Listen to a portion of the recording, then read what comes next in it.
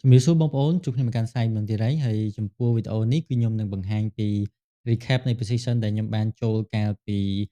ថ្ងៃមិញចន្លោះម៉ោង London section ហ្នឹងឬមួយក៏ Rob section ហ្នឹងខ្ញុំចាប់រហូតបានដល់ទៅ10លេខជាងហើយមូលហេតុអីបើខ្ញុំចូល position ហ្នឹងគឺខ្ញុំនឹងបង្ហាញនៅក្នុងវីដេអូទាំងអស់គ្នាអញ្ចឹងមុននឹងបង្ហាញពីយុទ្ធសាស្ត្រដែលខ្ញុំយកមកប្រើប្រាស់ខ្ញុំបង្ហាញពី proof ដែលខ្ញុំបានចូល position ហ្នឹងអញ្ចឹងនេះគឺជា account របស់ខ្ញុំទៅលើ future contract account គឺខ្ញុំចំណេញ realize profit and loss ថ្ងៃនេះគឺ 1600 អញ្ចឹងអានេះគឺជា proof ដែលបញ្ជាក់ថា position ហ្នឹងគឺខ្ញុំបានចូលមែនហើយមូលហេតុដែលខ្ញុំចូលទៅលើ position មួយហ្នឹងគឺអត់មានភាពស្មុគស្មាញទេលក្ខន្តិកៈងាយៗក្រោម concept របស់ B-Trader អញ្ចឹងយុទ្ធសាស្ត្រដែលខ្ញុំប្រើហ្នឹងគឺខ្ញុំត្រូវរង់ចាំអឺពេលវេលាទៅលើ Clear Zone សិនអញ្ចឹងពេលវេលាសម្រាប់ Clear Zone ទៅលើ B-Trader concept គឺសម្រាប់ Rob section គឺចន្លោះម៉ោង1ទៅម៉ោង3អញ្ចឹងគឺពេលហ្នឹងគឺខ្ញុំអាចគូស zone អឺពណ៌ប្រផេះនេះគឺជាតំណាងថាពេលដែលចូលដល់ zone ហ្នឹងមានន័យថាជា zone Clear Zone របស់ខ្ញុំអញ្ចឹងខ្ញុំអាចគូសដៃខ្លួនឯងក៏បានឬមួយក៏ខ្ញុំអត់គូសក៏បានដែរកុំឲ្យឃើញញញលើក្រាបមួយអញ្ចឹងណាប៉ុន្តែខ្ញុំប្រើtool Genbox ហ្នឹងដើម្បីគូសដឹងថាអូខេយើងស្ថិតនៅលើ 50% នៃcandle ពីម្សិលមិញ rank ពីម្សិលមិញឬមួយក៏ក្រោមអីចឹងទៅអានេះក៏ជាជំនួយយើងមួយដែរឬមួយបើសិនជាយើងបើកទៅលើ tool B-Trader Toolkit ក៏យើងអាចមើលកន្លែងខាងស្ដាំដៃនេះគឺយើងឃើញថាយើងនៅក្នុង clear zone ឬមួយក៏ទៅប៉ុន្តែដូចខ្ញុំជម្រាបចឹងយើងអាចចំណាំម៉ោងក៏បានដែរអញ្ចឹងដូចក្នុងលក្ខខណ្ឌនេះគឺយើងចូលម៉ោង1គឺវានឹង load ប្រាប់ថាឥឡូវគឺយើងចូលដល់ Europe clear zone អញ្ចឹងក្នុងលក្ខខណ្ឌថាហេតុអីបើខ្ញុំចូលបាយនៅកន្លែងនេះអញ្ចឹងគឺដូចខ្ញុំតែងជម្រាបពីមុនរាល់ដងអញ្ចឹងគឺខ្ញុំតែងមើលទៅលើ fundamental ជាគោលមុនគេអញ្ចឹងគឺខ្ញុំបើកទៅលើ website BHop អញ្ចឹងគឺខ្ញុំឃើញព័ត៌មានកាលពី9ម៉ោងមុនមានន័យថាពីព្រឹកគឺខ្ញុំឃើញថាព័ត៌មានហ្នឹងចម្រុះទេមានន័យថាអត់ទាន់មានអីដែលជាកំណត់សម្គាល់មើលទៅឲ្យមានភាពប៉ះពាល់ទៅលើមាសប្រមាណទេមានន័យថាជាចំណុចមួយដោយសារថ្ងៃនេះគឺចេញទិន្នន័យ CPI អញ្ចឹងជាធម្មតាមុនចេញទិន្នន័យវាអាចនឹងប្រឈមនឹងទិន្នន័យចម្រុះនឹងច្រើនប៉ុន្តែនៅ4ម៉ោងមុនគឺមានទិន្នន័យចេញមួយចម្រុះដដែលទេប៉ុន្តែនិន្នាការរៀង slightly to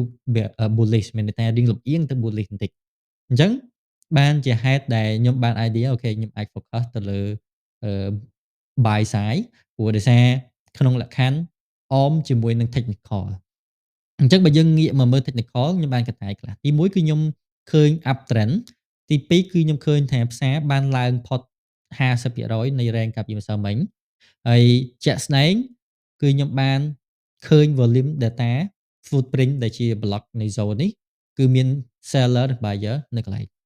នេះអញ្ចឹងនៅក្នុងលក្ខខណ្ឌនេះខ្ញុំឃើញ buyer dominant កន្លែងនេះណាខ្ញុំ zoom មើលខ្ញុំ hide នេះសិនយើងឃើញថាកន្លែងនេះគឺមានអ្នក buy ច្រើន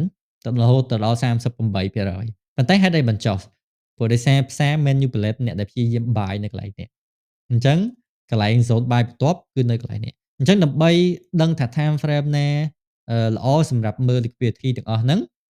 គឺឥឡូវគឺយើងមានការ update គឺយើងមាន AI time frame suggestion នៅក្នុង B-Trader Concept អញ្ចឹងបងប្អូនគ្រាន់តែចុចប៊ូតុងមូលៗនៅខាងស្ដាំដៃនេះបងប្អូននឹង update ឬមួយក៏គ្រាន់តែ manual បិទបើកសារថ្មីក៏ទទួលបានការ update ហ្នឹងដែរអញ្ចឹងវា suggest ឲ្យយើងមើល4នាទីអញ្ចឹងបើសិនជាបងប្អូនអត់មានpaid trading view ទេអាចមើល5នាទីក៏បានប៉ុន្តែវាអាចនឹងទិន្នន័យខុសអញ្ចឹងណាអញ្ចឹងយើងព្យាយាមទៅតាម AI ដែលប្រាប់យើងអញ្ចឹងនៅក្នុងលក្ខខណ្ឌនេះខ្ញុំមើល4នាទីបើសិនជាយើងមើល5នាទីឧទាហរណ៍ណាយើងនឹងឃើញភាពខុសគ្នានៃទិន្នន័យកន្លែង data ហ្នឹងអញ្ចឹងនេះយើងកំពុងតែ loading អញ្ចឹងឃើញ zone ខុសគ្នាអញ្ចឹងយើងពិបាកនឹងថ្លឹងថ្លែងអញ្ចឹងគឺវា suggest ឲ្យ4នាទីយើង switch ទៅ4នាទីតាមវាទៅអញ្ចឹងយើងនឹងឃើញ zone ដែលនៅកន្លែងក្រោមនេះមួយដូចជាខាងលើនេះមួយតាម calculation នៃ volume data zone របស់យើងអញ្ចឹងគឺ liquidity នៅនេះគឺមាន buyer ច្រើននិងក្រោមនេះក៏មាន buyer ច្រើនដែរអញ្ចឹងការចុះមកនេះគឺដើម្បីហាន់អ្នកដែលព្យាយាម buy ពីនេះបើយើងមើលឃើញ buyer រហូតដល់38%ឈ្នះអញ្ចឹងការធ្លាក់ហ្នឹងគឺដោយសារគេ handle liquidity បន្ទាប់ដូចខ្ញុំនិយាយមុនហ្នឹងអញ្ចឹងគឺត្រូវចាំឲ្យចូល clear zone ក្រោយពេលដែលចូល clear zone ខ្ញុំត្រូវបើក tool មួយទៀតឈ្មោះថា B-Trader Toolkit ដើម្បីមើល range កាលម៉ោង Tokyo តើ value area high low នៃ range ដែលសំខាន់កាលម៉ោង Tokyo នឹងណាអញ្ចឹងគឺយើងឃើញខ្សែពណ៌ខៀវឯងបងប្អូនឃើញខ្សែពណ៌ខៀវឯងអញ្ចឹង ហើយនឹងខ្សែប៉ុតក្រូចនេះខ្សែប៉ុតក្រូចមានន័យថាជាចំនួនដែលមានអ្នកទិញលក់ច្រើននៅហ្នឹងខ្សែពណ៌ខៀវលើក្រោមក៏បង្ហាញពីចំនួនអ្នកដែលមានការជួញដូរច្រើននៅខាងលើនៃ rank របស់ទីផ្សារនៅណាខាងក្រោមនៅណាអញ្ចឹងគឺយើងអត់ចាំបាច់ target ដល់ក្រោមនេះចាំបាច់ទេយើងមើលថាកន្លែងនេះគឺមានអ្នក volume នៅក្នុងការជួញដូរច្រើនដូចគ្នាអញ្ចឹងគឺយើងយក zone ហ្នឹងមក collect គ្នាជាមួយនឹង all the block ឬមួយក៏ zone នៃ liquidity របស់យើងដែលយើងបើក beta the concept មកឃើញ alignment គ្នានៃខ្សែ zone ខាងក្រោមនេះដែលវាបញ្ជាក់ថាមាន buyer រហូតដល់29%ដែលមានកម្លាំងមធ្យមចាំមានថាធ្លាក់កន្លែងហ្នឹងវាអាច potential long ប៉ុន្តែមិនមែនមានន័យថាទឹកដល់កន្លែងហ្នឹងព្រាមបងប្អូន buy នៅហ្នឹងតែម្ដងទេមូលហេតុដែលខ្ញុំ buy នឹងលើនេះដោយសារខ្ញុំចាំមើលថាតើពេលទៅដល់កន្លែងហ្នឹង reject អត់អញ្ចឹងទៅដល់កន្លែងហ្នឹងពឹប reject ហើយគឺខ្ញុំត្រូវថ្លឹងថ្លែងមើលទៀតថាវាឡើងផុតខ្សែ sell reversal នេះអត់បើសិនជាឡើងអត់ផុតខ្សែ sell reversal នេះវិញទេ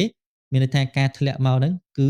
នឹង potential roll មកក្រោមវិញហើយតែជាក់ស្ដែងគឺវាបិទ candle ទៅលើខ្សែ sell reversal ហ្នឹងអញ្ចឹងក៏បិទ candle ភ្លាមគឺខ្ញុំចូល buy position ហ្នឹងភ្លាមហើយមូលហេតុដែលខ្ញុំ target នៅលើហ្នឹងព្រោះដោយសារខ្ញុំតែង target liquidity ដែល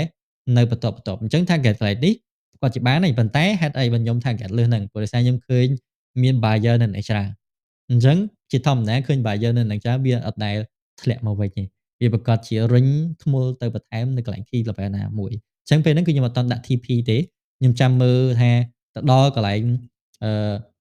liquidity ហ្នឹងវា reaction មែនវា ring reject មែនអញ្ចឹងខ្ញុំកាត់បានប្រហែលជាពាក់កណ្ដាលប៉ុន្តែពេលដែលបែក liquidity ហ្នឹងភ្លាមគឺខ្ញុំ target liquidity នេះបន្ទាប់អញ្ចឹងគឺលក្ខខណ្ឌដែលខ្ញុំ target កន្លែងហ្នឹងដោយសារខ្ញុំឃើញកន្លែងនេះមាន liquidity មួយទៀតដែលមាន buyer ដូចគ្នាប៉ុន្តែគឺ weak មែនទែនអញ្ចឹងឆានដែល manipulation នឹងអាចកើតឡើងមានន័យថាព្យាយាមហាន់អ្នកដែលព្យាយាម buy break out នៅកន្លែងនេះព្រោះកន្លែងនេះគឺជាកន្លែង break out ដូច key level យើងបង្ហាញអញ្ចឹងណាអញ្ចឹងគឺដល់កន្លែងហ្នឹងឃើញវា reject ហើយណាមួយគឺវាចេញមកក្រៅ clear zone ដែរជាធម្មតារូបមន្តរបស់ខ្ញុំឬមួយក៏យុទ្ធសាស្ត្រ B Tether គឺក្រោយពីការចេញមកក្រៅ clear zone គឺ channel reversal អាចនឹងមានអញ្ចឹងជាក់ស្ដែងក៏ចេញមកភ្លាមគឺធ្លាក់មកវិញភ្លាមអញ្ចឹងផែនការបន្ទាប់គឺអត់ស្មុគស្មាញទេគឺបងប្អូនគឺត្រូវរង់ចាំដល់ម៉ោង clear zone សិនអញ្ចឹងនៅក្នុងលក្ខខណ្ឌនេះគឺយើងអាច clear zone ហើយអញ្ចឹង clear zone សម្រាប់ម៉ោងNew York គឺនៅចន្លោះម៉ោង7អញ្ចឹងយើងគូសពី high នេះមក low ពីម្សិលមិញអញ្ចឹងយើងសេរីឲ្យចំម៉ោង7មកអញ្ចឹងម៉ោង7វាស្មើនឹងម៉ោង19អញ្ចឹងនៅរៀងឆ្ងាយតិចដែរខ្ញុំគូសរៀងខុសអញ្ចឹងម៉ោង19នៅកន្លែងនេះដល់ម៉ោងអឺ9អញ្ចឹងម៉ោង9ម៉ោង21អញ្ចឹងវានៅចំកន្លែងនេះអញ្ចឹងយើងរងចាំឲ្យតម្លៃចូលមកដល់កន្លែងហ្នឹងយើងចាំមើលថា suggest time frame ឲ្យមើល time frame ប៉ុណ្ណាហើយយើងមើលពឹងផ្អែកទៅលើ liquidity ការម៉ោង New York សុំទោសការម៉ោង London អញ្ចឹងយើងមើល liquidity pool នៃ volume profile របស់យើងថា London ផាកផែប៉ុណ្ណាចឹងអាហ្នឹងគឺយើងត្រៀមផែនការទាំងអស់គ្នាអញ្ចឹងឲ្យវា detection មកថា London គេរៀងកន្លែងណាសំខាន់អញ្ចឹងយើងអាច mark zone នឹងទុកយើងអាច mark zone នឹងទុកអញ្ចឹង zone ហ្នឹងគឺយើងគូសមកពី high low ប៉ុណ្ណេះអញ្ចឹងយើងចាំមើលថាតើដល់ម៉ោង clear zone New York ជាក់ស្ដែងវាបែកទៅទិសដៅណាប៉ុន្តែដូចខ្ញុំជម្រាបអញ្ចឹងថ្ងៃនេះគឺដោយសារមានតន័យ CPI អញ្ចឹងគឺត្រូវរងចាំតន័យ CPI ចេញឲ្យស្រួលបួលសិនចាំយើងធ្វើការថ្លឹងថ្លែងទាំងអស់គ្នាកុំ trade មុនពេលម៉ោង CPI ព្រោះវាអាច high spread វាអាច slippage វាអាចឡើងបុកខ្លាំងធ្លាក់ខ្លាំងឡើងខ្លាំងអីចឹងទៅអញ្ចឹងវាហានិភ័យអញ្ចឹងយើងគួរមើលទៅលើ zone នៃ volume របស់យើងនេះដើម្បីដឹងថា liquidity សំខាន់នៅម៉ោង London នៅកន្លែង range ប៉ុណ្ណាយកវាជា range ដើម្បីមើលថាទិសដៅពេលក្រោយចេញតមានវាបុកបោកទៅដាច់ខាងណាហើយយកខាងណា hold យកខាងណា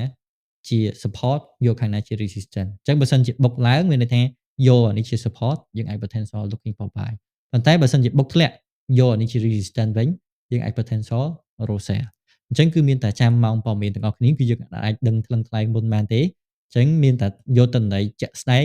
មកវិភាគនិងថ្លឹងថ្លែង ហើយជាក់ស្ដែងគឺយើងត្រូវយក fundamental ហ្នឹងមកមើលដោយចូលនៅក្នុង B-Hub អាចនឹងចេញទិន្នន័យសរសេរទាក់ទងនឹង CPI ហ្នឹងនៅក្នុង article នៅក្នុង B-Hub ជាក់ស្ដែងដូចគ្នាអញ្ចឹងអរគុណច្រើនសម្រាប់វីដេអូមួយនេះហើយសង្ឃឹមថាជួយគ្នាយើងឲ្យយល់ពីវិធីសាស្ត្រនៅក្នុងការ trade ឲ្យត្រឹមត្រូវ